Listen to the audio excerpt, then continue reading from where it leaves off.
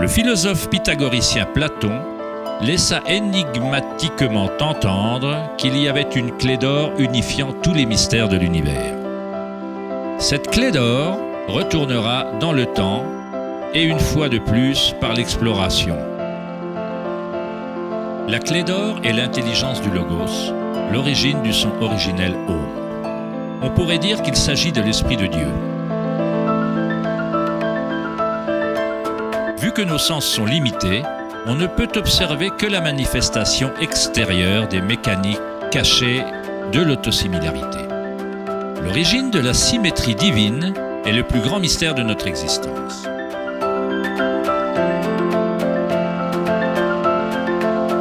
Bon nombre d'éminents penseurs de l'histoire, tels que Pythagore, Kepler, Léonard de Vinci, Tesla et Einstein, approchèrent le seuil du mystère. Einstein dit « Le mystère est la plus belle chose qu'on puisse ressentir. C'est l'origine de tout art et de toute science véritable. Celui qui ne ressent pas cette émotion, qui ne parvient plus à faire une pause pour s'émerveiller et se laisser impressionner, ne vaut pas plus que la mort. Il a les yeux fermés. » Nous sommes comme un enfant entrant dans une énorme bibliothèque pleine de livres en langues différentes. L'enfant sait que quelqu'un doit avoir écrit ces livres. Il ne sait pas comment. Il ne comprend pas les langues dans lesquelles ils sont écrits. L'enfant a la vague impression que ces livres sont arrangés selon un ordre mystérieux, mais il ne sait pas comment.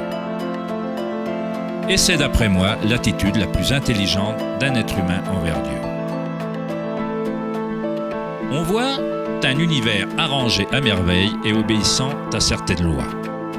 Nos esprits limités ne parviennent pas à comprendre la force mystérieuse qui déplace les constellations. Chaque scientifique qui approfondit l'univers et chaque mystique qui fait une introspection profonde finit par être confronté à la même chose, la spirale originelle.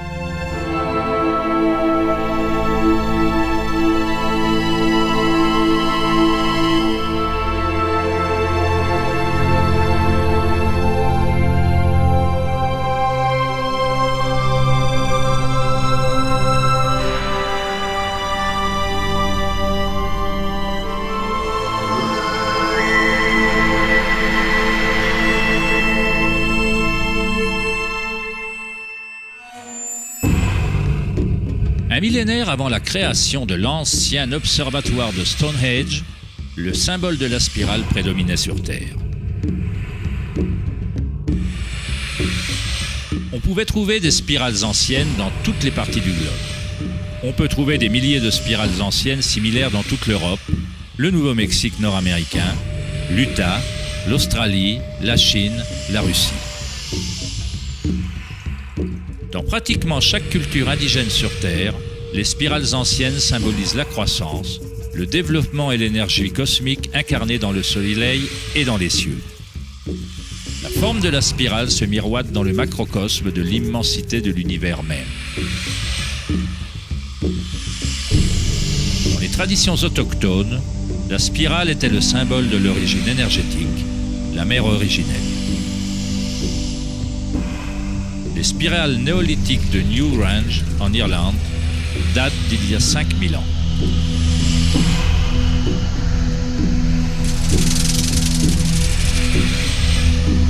Elles datent de 500 ans avant la grande pyramide de Gizeh et sont tout aussi énigmatiques pour les observateurs modernes. La spirale remonte à un moment de l'histoire où les humains étaient plus reliés à la Terre, aux spirales et aux cycles naturels.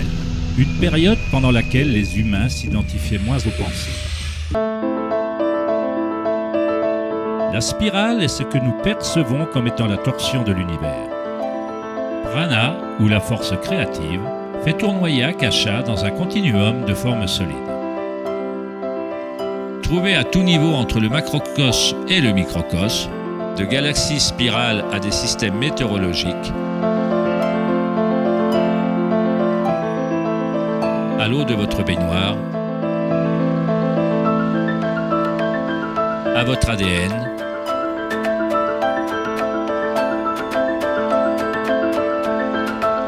l'expérience directe de votre propre énergie.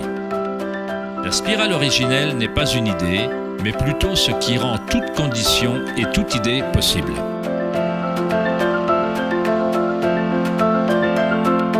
On trouve des types variés de spirales et d'hélices dans le monde naturel.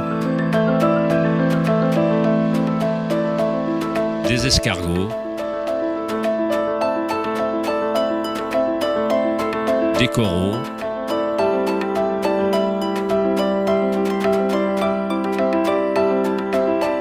des toiles d'araignée,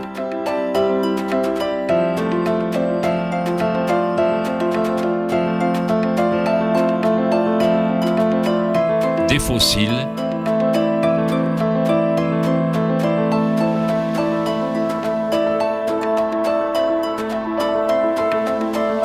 des queues d'hippocampe,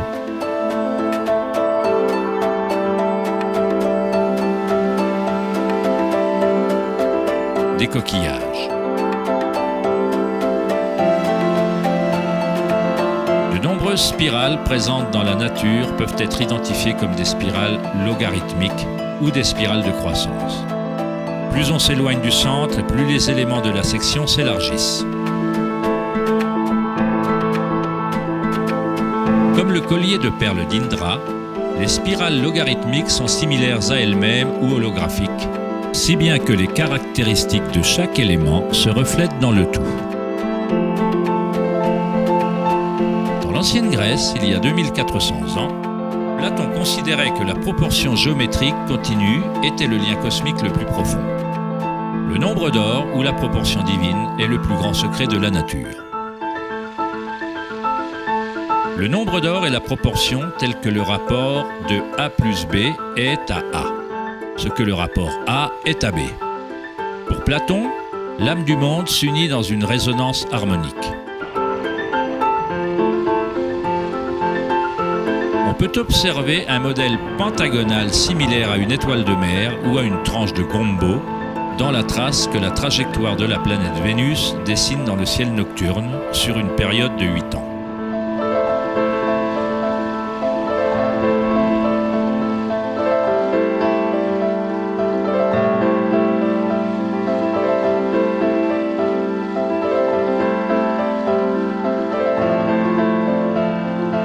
Le monde intelligible de forme au-dessus et le monde visible d'objets matériels en dessous passent par ce principe d'autosimilarité géométrique.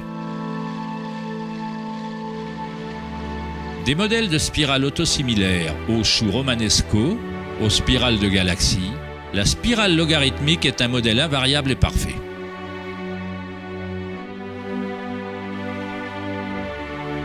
Notre propre Voie lactée a plusieurs bras spiraux qui sont des spirales logarithmiques inclinées à plus ou moins 12 degrés. Plus la spirale est inclinée, plus sa rotation est serrée. Lorsqu'on visionne la croissance d'une plante en accéléré, on constate qu'elle danse selon la spirale de vie.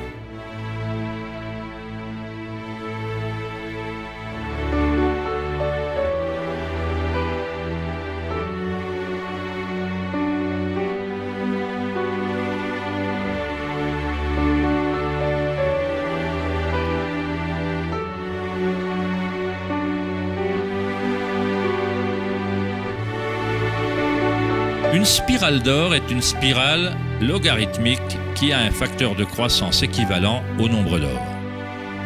Le nombre d'or est une relation mathématique particulière qui se répète dans toute la nature.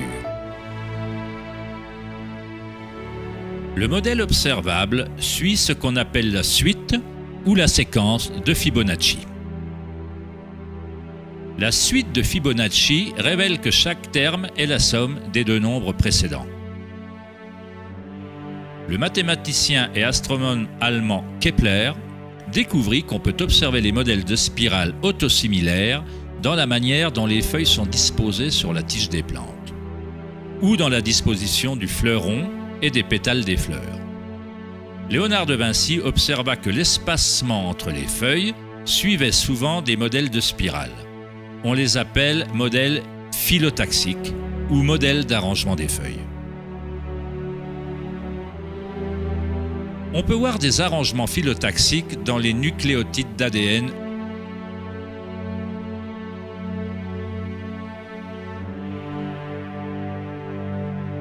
auto-organisés et dans tout, des arbres généalogiques de lapins reproductifs aux pommes de pin, aux cactus, aux flocons de neige, en passant par de simples organismes tels que les diatomées.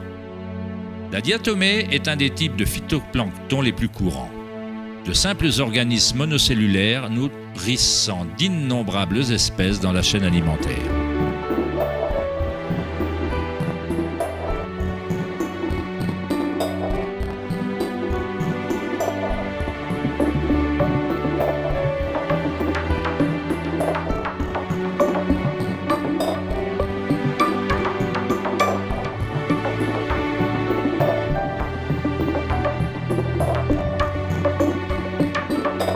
Combien de maths faut-il savoir pour être un tournesol ou une abeille?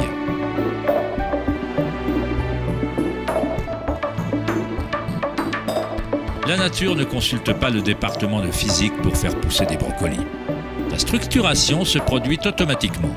Dans le domaine de la nanotechnologie, les scientifiques utilisent le terme auto-assemblage pour décrire la façon dont les complexes se développent sur le modèle de la phase hexagonale initiale de la formation de l'ADN. En nanotechnologie, des nanotubes de carbone se composent d'un arrangement similaire de matériel. La nature répète ce type de géométrie sans aucun effort, automatiquement, sans calculatrice. La nature est précise, extrêmement efficace. Selon le célèbre architecte et auteur Buckminster Fuller, ces modèles dépendent de l'espace-temps. L'ADN et la structure alvéolaire ont la forme qu'ils ont pour la même raison qu'une bulle est ronde. C'est la forme la plus efficace pour utiliser le moins d'énergie possible. L'espace lui-même a une forme et ne permet que certaines configurations de matière et adopte toujours par défaut ce qui est le plus efficace. Ce sont les modèles les plus solides et les plus efficaces de développer des structures architecturales telles que les géodes.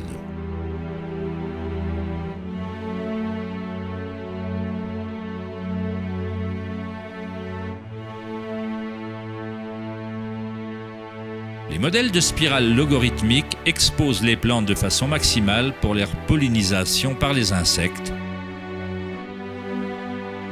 pour le soleil et la pluie, et leur permettent d'acheminer de l'eau vers leurs racines avec efficacité.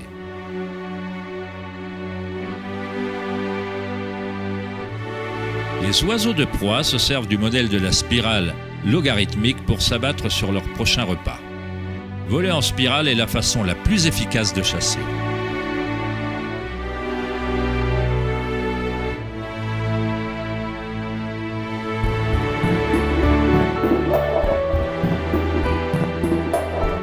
La capacité de matérialiser la spirale de vie d'Akasha, d'Ansan, est liée à la capacité de percevoir la beauté et la symétrie dans la nature.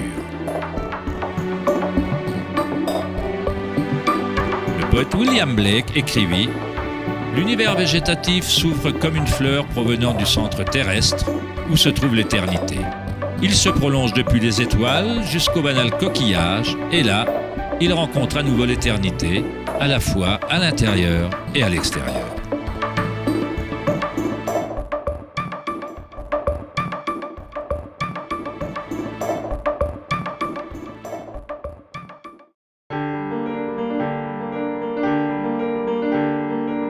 L'étude des modèles de la nature n'est pas une science très courante en Occident, mais en Chine ancienne, elle était connue sous le nom de Li. Li reflète l'ordre dynamique et le modèle de la nature.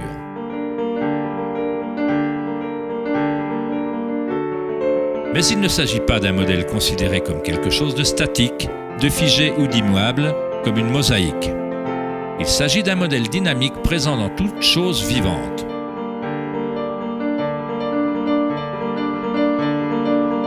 Les nervures des feuilles, les taches de la tortue et les veines des rochers expriment tout le langage et l'art secret de la nature. Le labyrinthe est l'un des nombreux modèles de Li. On le trouve dans les structures coralliennes, les champignons comme les morilles, les choux et le cerveau humain.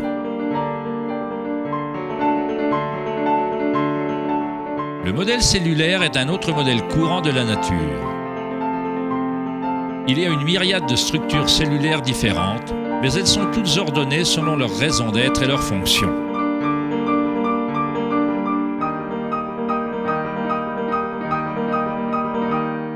On peut aisément se laisser hypnotiser par le jeu incessant de formes. Mais le plus intéressant, c'est que certaines formes archétypes semblent être entièrement tissées dans l'étoffe de la nature.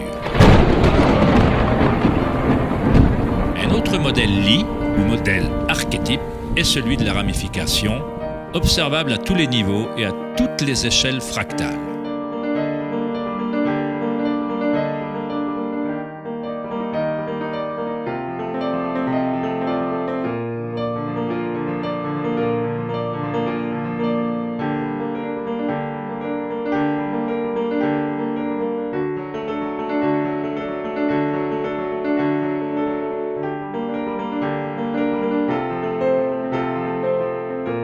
Prenez par exemple l'incroyable image de la simulation produite par un superordinateur appelée simulation du millénaire, montrant la distribution de la matière noire dans l'univers local. Elle a été créée en Allemagne par la société Max Planck. La matière noire est ce qui, avant, était considéré comme l'espace vide. Cela ressemble à un système nerveux invisible fonctionnant dans l'espace entier.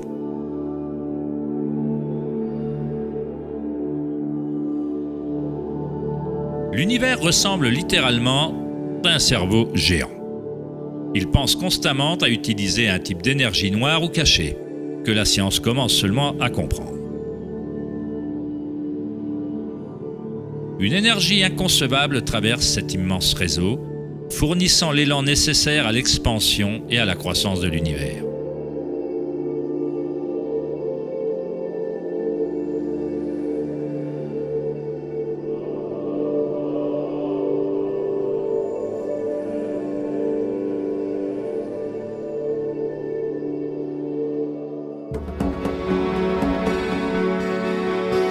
Quand on crée des conditions favorables, la nature crée automatiquement des ramifications. La nature est une machine à engendrer l'art ou un moteur à créer la beauté. Ici, on utilise de l'électricité pour faire pousser des branches de cristal d'argent. Le métrage en accéléré montre leur croissance sur plusieurs heures. Des cristaux se forment sur la cathode en aluminium alors que des ions sont électrodéposés par une solution de nitrate d'argent. La formation s'organise d'elle-même. On assiste à la naissance d'une œuvre d'art engendrée par la nature elle-même. Johann Wolfgang von Goethe déclara « La beauté est une manifestation de lois naturelles secrètes qui, autrement, nous auraient été cachées à jamais. » Dans ce sens, tout dans la nature est vivant, s'auto-organisant. En utilisant un voltage plus élevé, la ramification fractale devient encore plus évidente. Ceci se produit en temps réel.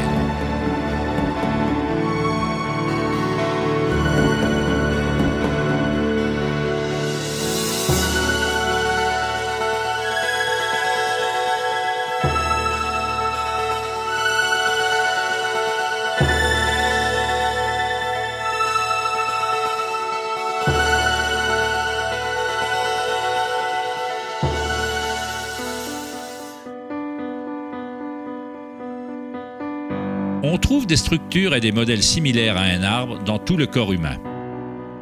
Les systèmes nerveux connus par la médecine occidentale existent, bien entendu. Mais dans la médecine chinoise, ayurvédique et tibétaine, les méridiens énergétiques sont essentiels à la compréhension du fonctionnement du corps. Les nadis, ou les méridiens énergétiques, forment des structures similaires à un arbre. Un examen post-mortem ne révélerait pas les chakras ou les nadis. Cela ne veut pas dire qu'ils n'existent pas. Il faut perfectionner la façon d'observer. On doit d'abord apprendre à calmer son propre esprit. C'est la seule condition pour commencer à observer ces choses par soi-même. En électricité, moins il y a de résistance dans un fil, plus il est conducteur d'énergie. En cultivant la sérénité par la méditation, on crée un état de non-résistance dans le corps. Prana, ou Chi, où l'énergie intérieure est simplement notre vitalité intérieure, ce qu'on ressent quand on amène sa conscience à l'intérieur du corps. Les fils conducteurs subtils qui transportent prana, les nadis, à l'intérieur du corps, peuvent transporter de plus en plus d'énergie curative par les chakras. On renforce ces réseaux de fils en les utilisant, en laissant passer l'énergie. Où que soit l'énergie, ou Chi, elle commencera à circuler et des liens physiques se développeront.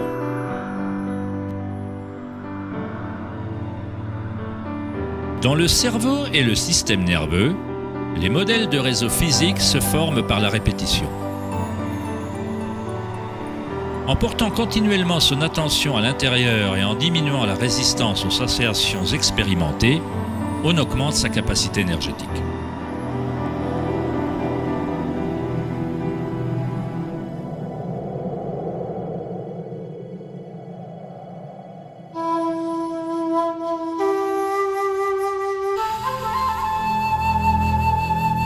Dans le taoïsme, le symbole du yin et du yang représente l'interpénétration des forces spirales de la nature. Le yin et le yang ne sont pas deux et ne sont pas un.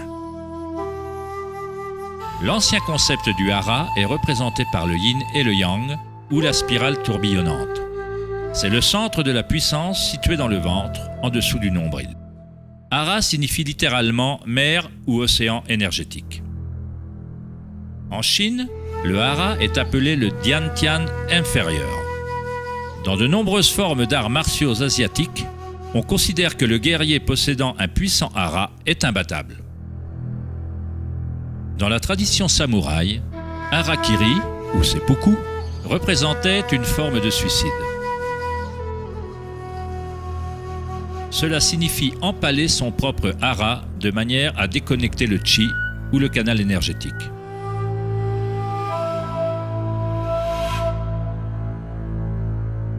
Se déplacer du centre crée un mouvement gracieux qu'on ne voit pas que dans les arts martiaux.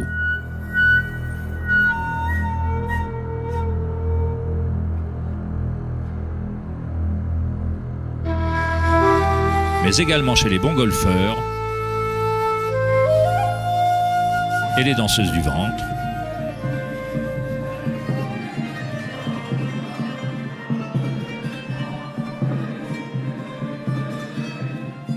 et les derviches tourneurs soufis.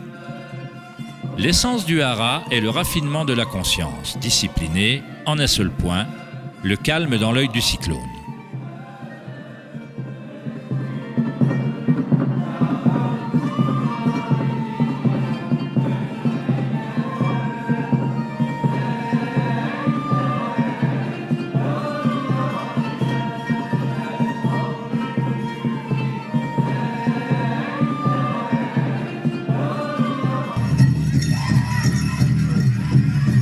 C'est l'intuition reliée à une source énergétique.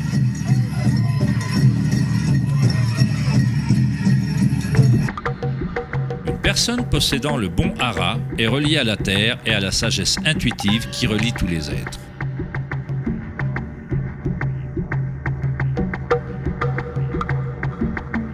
Penser avec son ventre, hara del Gandanasai, c'est puiser dans sa sagesse intérieure.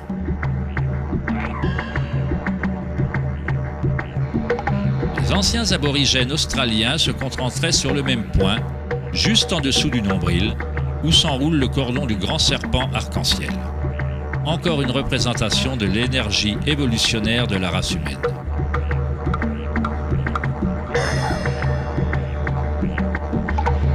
Qu'une nouvelle vie commence dans le hara n'est pas une coïncidence.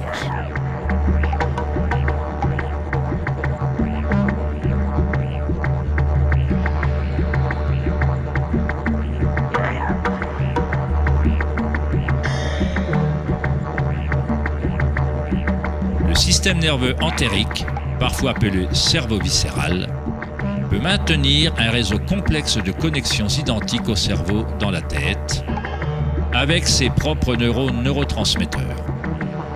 Il est autonome, c'est-à-dire qu'il a sa propre intelligence. Le cerveau viscéral est pour ainsi dire une version fractale du cerveau, ou peut-être le cerveau est-il une version fractale du cerveau viscéral. Un ours en bonne santé possède un hara fort. Quand un ours sait où chercher des plantes, il suit le mouvement de chi avec ses sens, centrés dans le hara ou le ventre. Il s'agit du lien de l'ours avec l'endroit idéal, l'endroit qui, dans les traditions indiennes, est la source de toute connaissance avec la spirale de vie.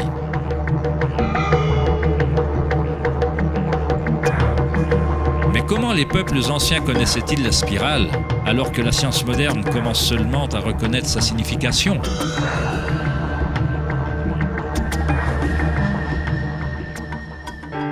Demandez aux abeilles, car elles n'ont pas oublié comment aimer. Les abeilles ont un lien particulier avec la source par leur contribution au système symbiotique, en aidant la beauté et la diversité à se propager. Elles relient le macrocosme et le microcosme. Un cœur relie le tout, l'esprit de la ruche, si vous voulez. Tel un cerveau ouvert, la ruche envoie ses rêves dans le monde afin qu'ils se manifestent.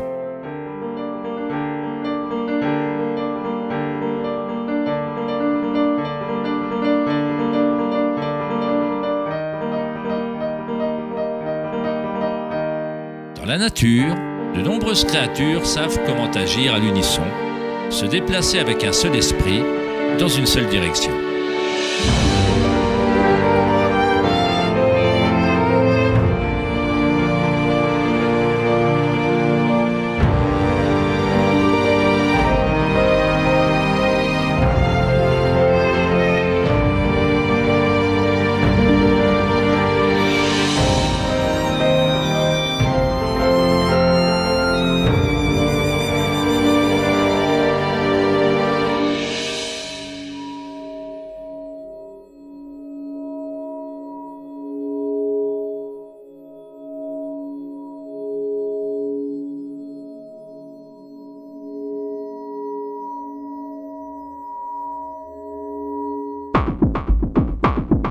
Mais les autres espèces autour d'elle n'en bénéficient pas toutes. Par exemple, la locuste dévore tout sur son passage.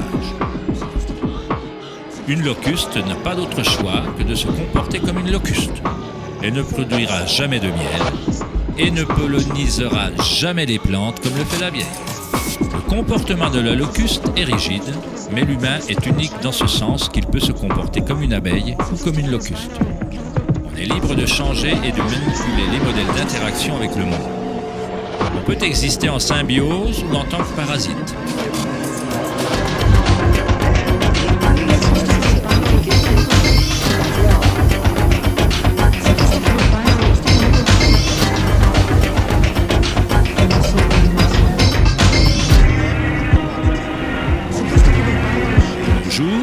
Les humains tentent de comprendre la spirale avec un esprit rationnel, mais sans jamais penser à se relier à la spirale de vie.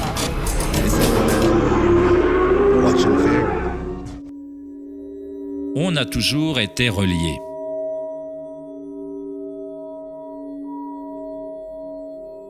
La pensée est ce qui nous a maintenus dans l'illusion d'être différents, d'avoir nos propres identités. La pensée crée la différence. L'expérience de la limitation. Plus on se conforme à la pensée, plus on se déconnecte de la source. Les cultures anciennes, moins axées sur la pensée, s'harmonisaient avec la spirale d'une manière plus directe et plus personnelle que de nos jours. Dans l'Inde ancienne, Kundalini représente l'énergie intérieure remontant l'épine dorsale selon le modèle du serpent ou de l'hélice. En Inde, dans les traditions anciennes du yoga, les mondes intérieurs des gens étaient comparables, à cette époque, à ceux des cultures se concentrant sur le hara. Équilibrer la force de la spirale avec le calme de sa conscience comme témoin, c'est s'aligner avec son plein potentiel évolutionnaire. s'épanouir en un être qui était prédestiné à devenir l'être unique à multiples facettes.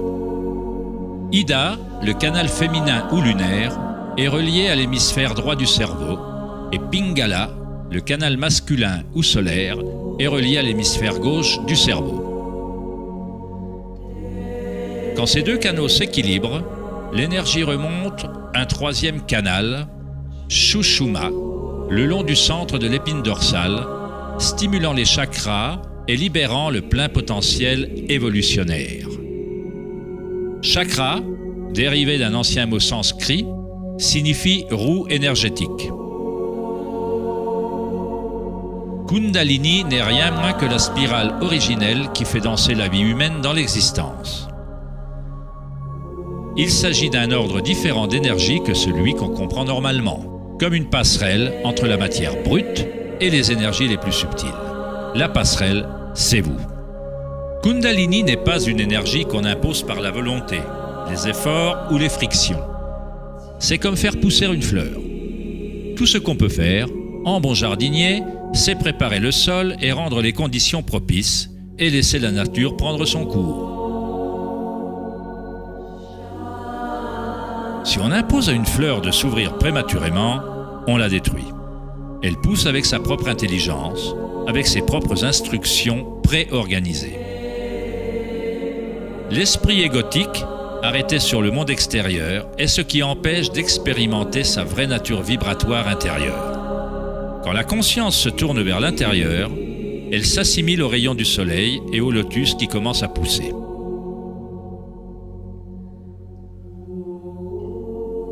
Alors que Kundalini s'éveille en soi, on commence à voir la caractéristique de la spirale en toute chose. Dans tous les modèles à l'intérieur et à l'extérieur, la spirale est le lien entre les mondes intérieur et extérieur.